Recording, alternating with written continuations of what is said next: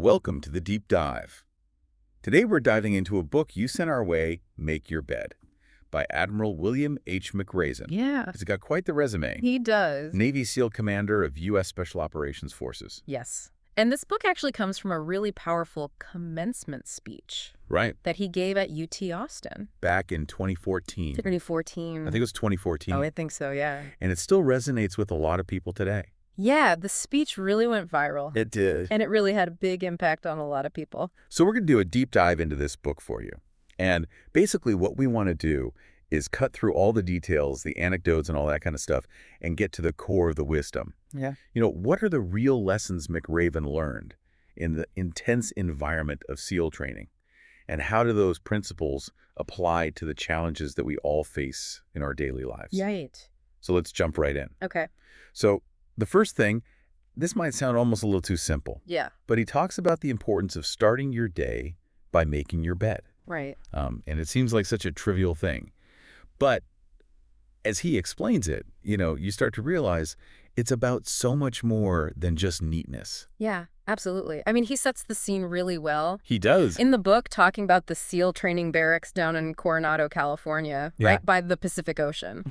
And he describes, you know, kind of Spartan conditions, right? No AC, just the constant sound of the surf. And it's like a completely different world from, you know, our comfy hotel rooms and stuff. Yeah. Yeah. I mean, I can't imagine waking up to the sound of the surf every morning, Right. but, you know, it's definitely a very different environment than most of us are used to. Absolutely. And in that environment, he talks about how a made bed wasn't just, you know, about being tidy. It was like a strict standard that had to be met. Right. Tight sheets, a precisely folded blanket, everything had to be just so. And he even talks about the quarter bounce test. Yeah, I was going to mention that. Like, what is that? Right. So basically, if a quarter didn't bounce cleanly off of your made bed, you failed. So the instructors would actually come around and they'd be, you know, bouncing quarters off the beds. I've heard that. And if it didn't bounce high enough, they'd make you do it again. Yeah. So it was a really kind of a symbol of the level of attention to detail that was expected. So what happened if you failed that test? If you failed, the consequence was not pleasant. It was called hitting the surf. Hitting the surf, right. And basically, you had to jump into the Pacific Ocean fully clothed and then roll around in the sand until you were completely covered. And that was called being a sugar cookie. A sugar cookie, exactly. If you're covered in sand. Right, exactly. You were just covered head to toe in wet sand, which, you know, as you can imagine, is not the most pleasant way to start your day. No, doesn't sound very fun. Not at all. And it's, you know, it's interesting because on the surface, it just seems kind of arbitrary and mean. Right. But McRaven emphasizes that the real lesson here is so much deeper Right. than just the immediate discomfort. Yeah. What's the takeaway? So the core insight here is that this small, seemingly insignificant act of making your bed builds discipline. Okay. It's about training yourself to pay attention to detail and to experience the satisfaction Got it. of completing a task, Yeah. no matter how small. It's like a tiny victory. Exactly. A tiny victory to start your day. Good. And that can actually, you know, set a positive tone for the entire day. It gives you a bit of momentum regardless of the challenges that follow. Okay. It kind of puts you in that mindset of, okay, I can accomplish things, even if it's something small. Okay, so he gives us a great example, right, to illustrate this point. He talks about being a young ensign in sickbay on the USS Grayback. Right. And even there, the doctor insisted on made beds. Yeah, he really emphasizes that. And the doctor linked cleanliness and order directly to good medical care. It's interesting, right? Because even in a place where you might expect things to be a little more relaxed, Yeah. the standards were still very high. And, you know, I think that speaks to the fact that discipline and order are really important in any environment. Right. Whether you're in the military or in a hospital or even just in your own home. Yeah. I mean, it makes sense. It does. Yeah. And he's not just talking about this during training. He recounts how even after a serious parachute accident Oh, wow. and later after 9/11, making his bed was a way of showing himself Yeah. and those around him that he was still moving forward, Right. that he hadn't given up. It's like a symbol. Exactly. It was Yeah. a physical sign of progress. Wow. It's almost like a ritual, Yeah. you know? Even when things are really tough, Oh, you can still take control of something small. and he contrasts this with Saddam Hussein, who even in captivity apparently never made his bed, Right. He talks about that. which is I mean, that's just such a powerful, I don't know, it's like a metaphor or something, Like it just says so much about his state of mind. Yeah, it's really subtle, but it's powerful. And it makes you think about the relationship between our habits Totally. and our mindset. The way we approach our daily lives, even the smallest things, can really reflect our overall outlook. That's a good point. And I think what it really highlights is that these small daily rituals can provide a sense of control and stability, especially when life feels chaotic. Yeah. It's like that one little thing you can control. Exactly. Yeah. So even in the midst of larger difficulties, you can achieve something. Right. And that can be really empowering.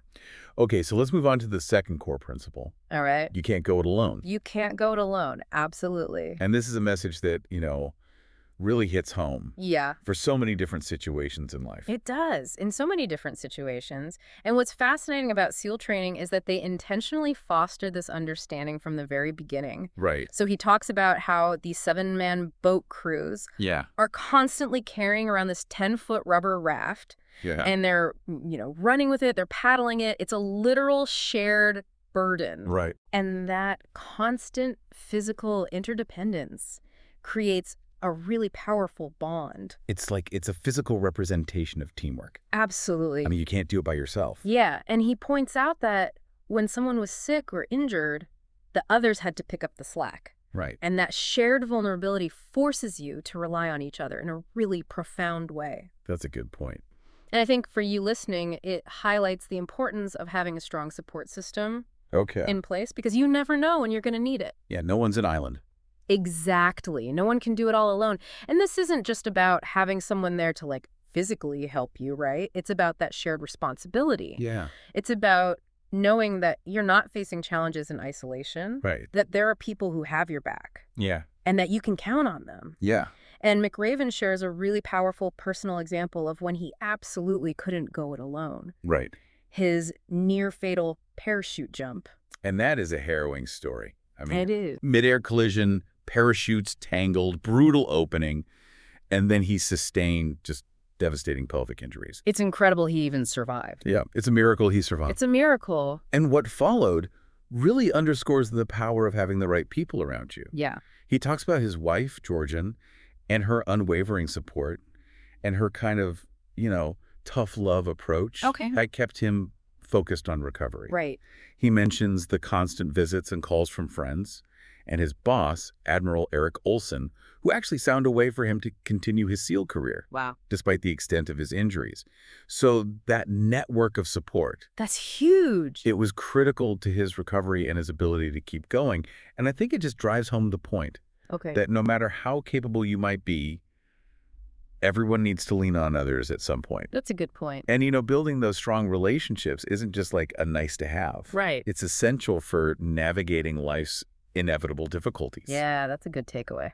All right, so let's move on to principle number 3. Okay. Which shifts our focus a little bit to how we perceive others. Yeah. And the principle is only the size of your heart matters. Only the size of your heart matters. And this is about looking beyond superficial qualities. Right. And valuing character and determination. Absolutely. I think what's really powerful here is the contrast that he paints. Yeah. He describes these, imposing SEAL instructors during the morning swim preparations. And then he recounts this interaction between a tall instructor and a much shorter seaman recruit before an 8-foot surf swim. And the instructor basically just kind of wrote the recruit off. Oh, wow. Based on his size. He was like, "You're too small. You're not going to make it." Oh, man. But the recruit's response was so powerful. He said, "I won't quit. Yeah. I'm going to prove you wrong." Yeah.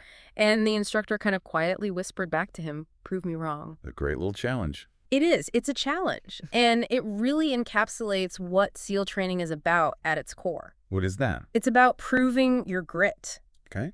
And determination over any inherent talent or physical advantage. It's not about how big you are. Right. It's about how much heart you have and how much you're willing to push yourself. So it doesn't matter where you come from. Doesn't matter where you come from. It doesn't matter what your background is. It doesn't matter your background. It's all about what's inside. It's all about what's inside. It's about your will to succeed. And he gives us a personal example too, right? He does. He shares his own experience as a midshipman visiting the basic SEAL training facility. Right.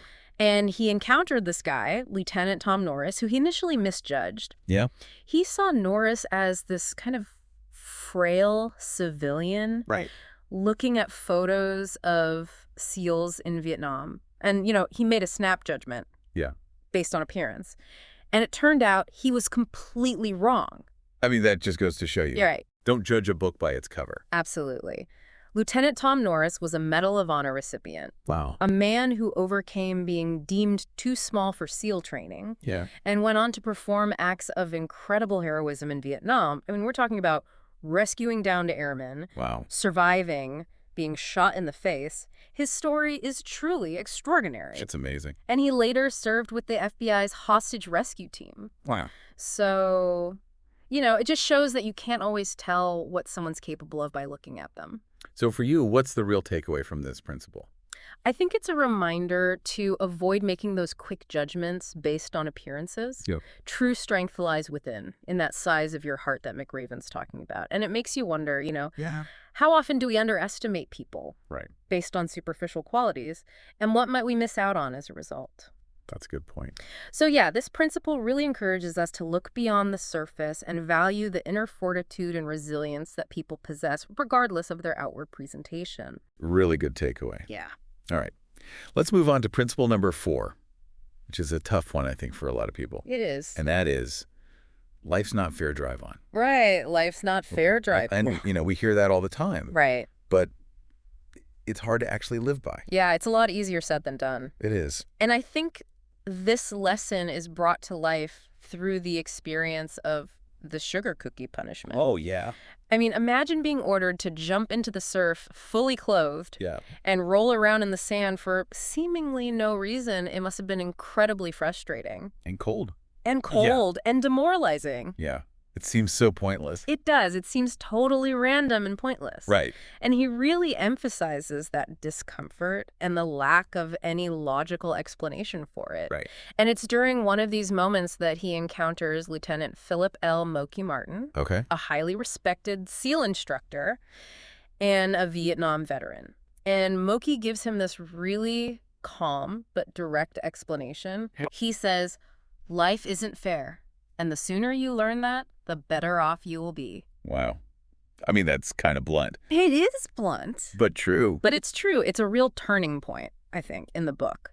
And for McRaven personally, Right. it's about accepting that unfairness is just an inherent part of life Yeah. and focusing on how you choose to respond to it rather than dwelling on the injustice of it all. Right. So it's not about why is this happening to me? Exactly. It's not about why me. It's about, okay, this is happening. What am I going to do about it? How do I move forward? Exactly. How do I move forward? So Mookie's life actually took a really unfair turn later on, too, didn't it? It did.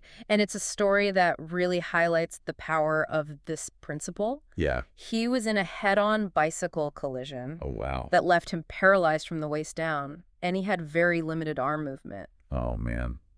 That's just devastating. Devastating. And so you have this guy who's been through SEAL training, Right. Vietnam War, and then this happens. It's like, when is it enough? Yeah, like how much can one person take? Exactly. And what's so inspiring for you listening is how Moki responded. How did he? He never complained, never gave up. He became an accomplished painter.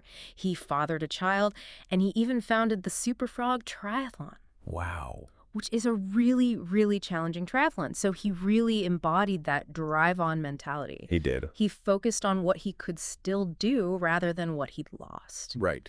And I think that's a really powerful message for all of us.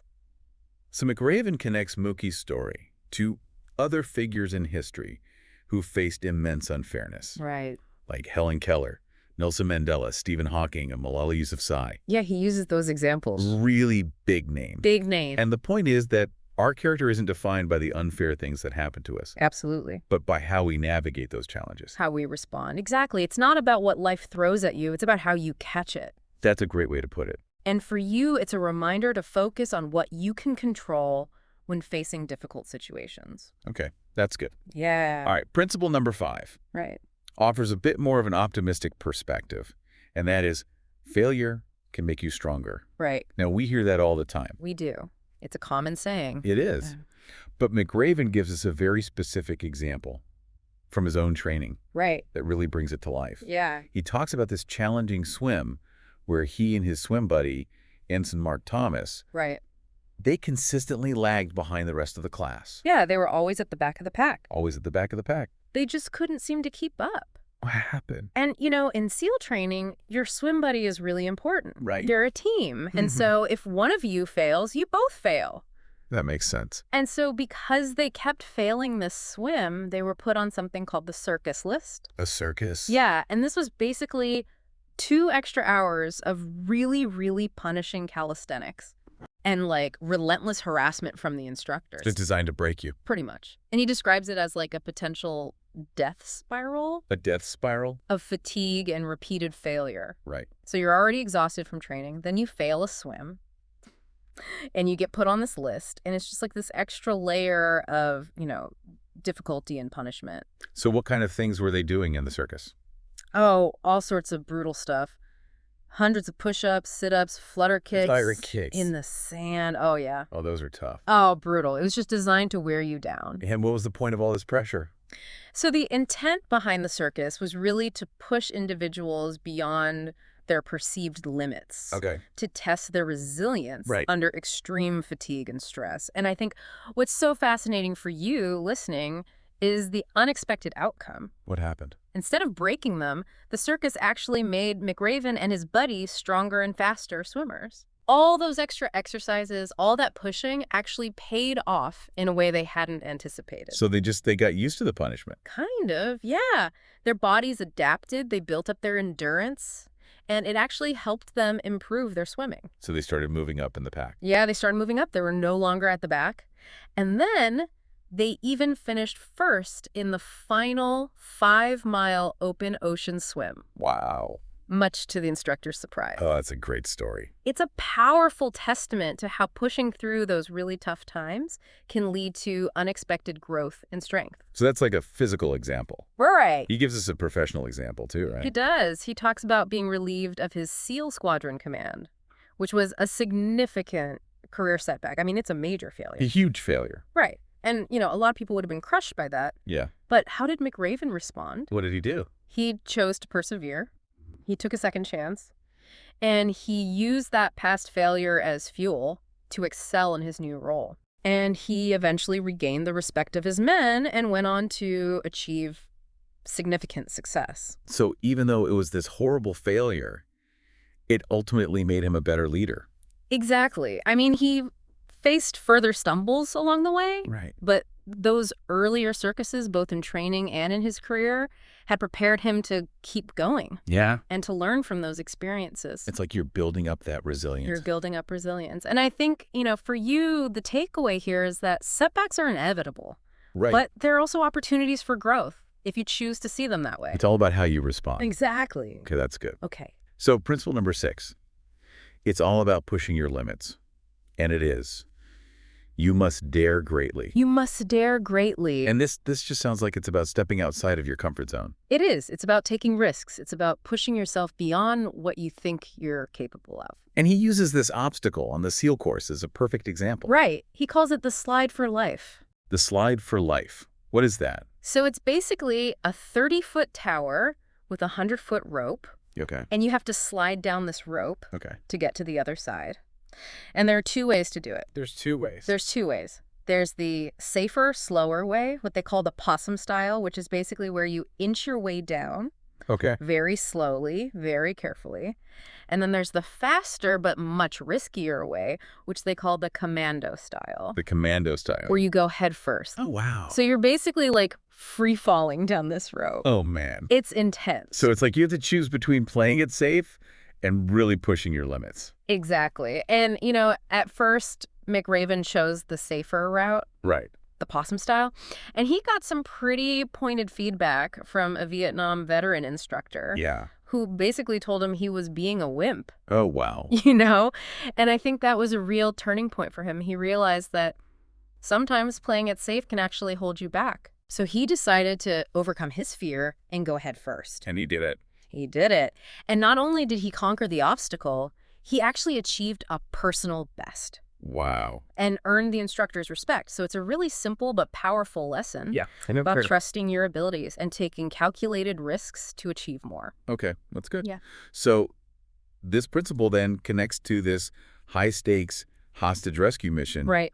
in Iraq. In Iraq in 2004. And this involved 3 Black Hawk helicopters landing inside a walled compound in broad daylight. It's broad daylight. Yeah, this was Yeah. a really, really daring operation. Really risky, it sounds like. It was incredibly risky. They had intelligence indicating that the hostages were about to be moved, so they had to act quickly. And landing helicopters in such a confined space, surrounded by an 8-foot-tall brick wall, was just fraught with peril. Yeah. And in fact, one of the helicopters actually clipped the wall during the landing. Oh, wow. So it was a very close call. But despite those significant risks, the mission was a success. And all the hostages were rescued safely. That's amazing. It is. And I think it really underscores the idea that sometimes to achieve something truly important, you have to be willing to take bold action, Okay. even when it's scary, even when the risks are high. And McRaven points out that while Special Operations Forces often assume significant risk, Right. it's usually calculated risk. Okay. It's based on a deep belief in their training and capabilities. They know what they're doing. They know what they're doing, they're prepared, and they're confident in their ability to execute the mission. Okay. And he mentions the motto of the British SS, which is, "Who dares wins," Oh, yeah. I've heard that. and how that philosophy can really apply to many aspects of life. So I guess the question for you listening is, where might you need to be a little bit more daring in your own life? That's a good question. Where could you push your limits a little bit, step outside your comfort zone, Yeah. and what might you achieve as a result? Good question.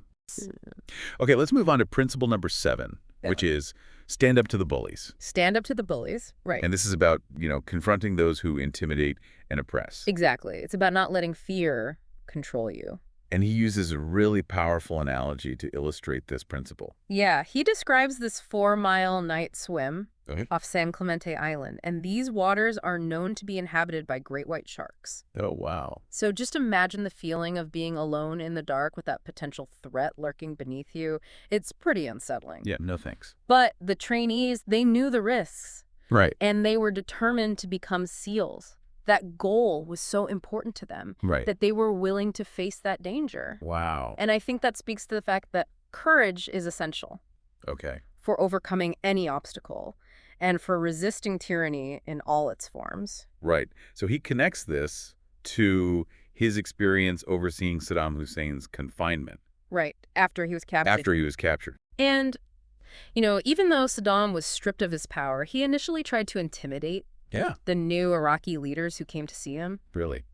He was leveraging his history of brutality, and there was still a lot of fear surrounding him. Yeah, I can imagine. Right.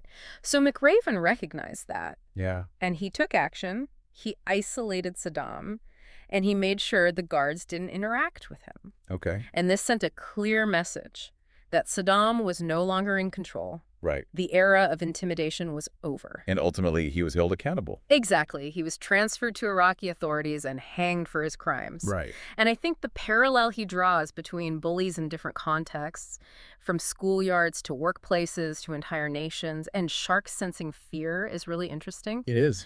The underlying message is that courage is the essential quality needed to confront and overcome those who seek to intimidate and oppress. Okay. Standing your ground is often the most effective way to neutralize their power. Just like you're showing them you're not afraid. Exactly. Showing fear often emboldens them, Right. while courage can make them back down. It's a powerful lesson. It is. It really applies to all sorts of challenging interpersonal dynamics. That's good. Yeah. All right, let's move on to principle number 8, Okay. which is rise to the occasion. Rise to the occasion. Absolutely. And this is about performing at your absolute best when the pressure is on. Right. During the most challenging times, when things are really tough, that's when your true character shines through. And McRaven uses the culmination of dive phase and SEAL training.